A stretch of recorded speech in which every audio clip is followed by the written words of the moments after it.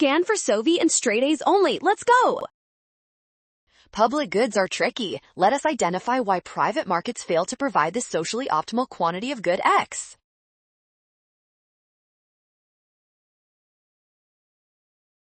First, notice that good X is both non-rival and non-excludable. This specific combination of treats defines it as a public good, meaning one person's use does not limit another person's access.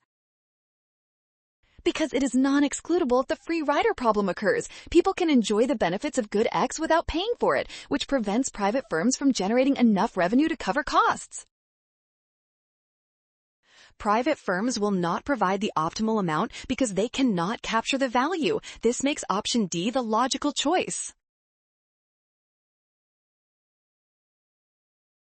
Well done! Scan the code to learn with Sovi. Avoid the rush and watch signs. Trust the given info and check your steps.